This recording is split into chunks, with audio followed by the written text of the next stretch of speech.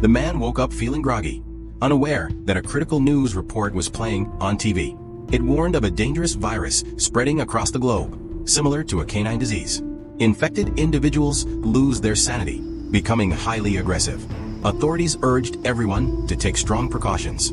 Oblivious to this, the man went about his day as usual. As he stepped outside, he noticed an unusually high number of ambulances speeding by.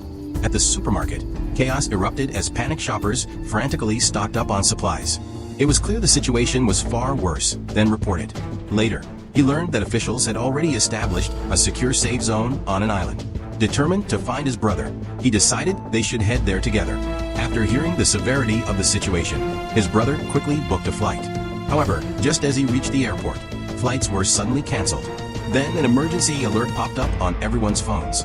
Due to the rapid spread of the virus, the government had imposed a nationwide lockdown, banning all travel. The airport descended into chaos, with people panicking. The man called his sister, who told him to wait for her to return home.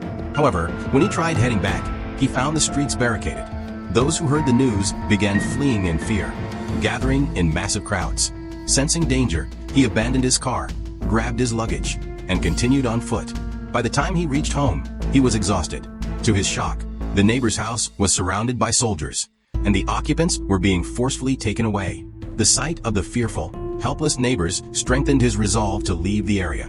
The next day, his sister returned with grim news. Authorities planned to evacuate everyone soon, forcing them to leave their homes. She warned him that even the evacuation process might be more dangerous than staying put. She urged him to avoid the soldiers and wait until the area was completely abandoned. With no other options, he prepared for a long wait. He rushed to the supermarket to gather supplies, but found the shelves nearly empty. Scavenging for scraps left on the floor, he stuffed his backpack with whatever he could find.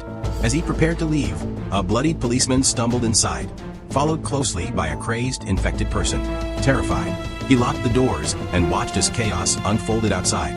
The policeman was quickly overpowered by the infected. The man hurried home, boarded up the windows, and blocked the doors. He covered the bloodstains on the walls with curtains. The army soon began evacuating the neighborhood, knocking on doors. He hid silently in the corner, holding his breath as soldiers searched the house. Fortunately, they left without finding him. Days turned into weeks. The city was abandoned, turning into a ghost town, cut off from communication and with dwindling food supplies. He ventured out cautiously to scavenge for provisions. Armed only with a gun, he searched nearby houses, but found little of value.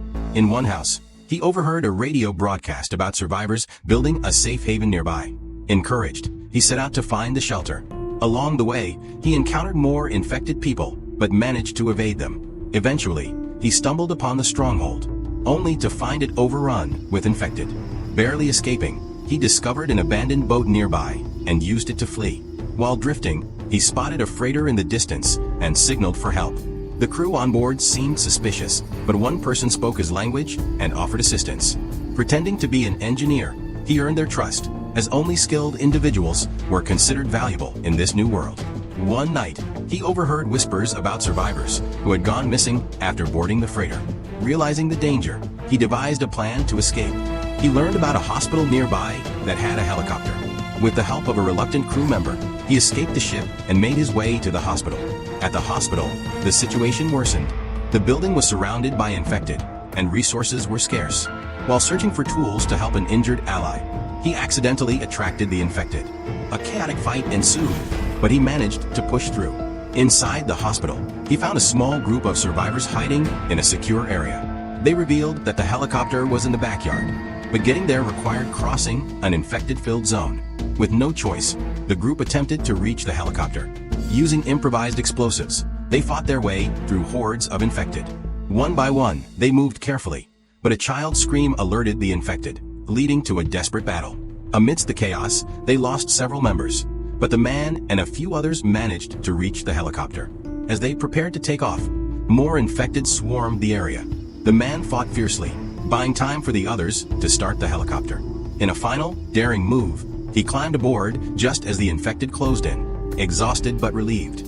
The survivors flew toward the safe zone. As the helicopter approached the safe zone, their phones regained signal. The man received a call from his sister, who joyfully informed him she had also reached safety.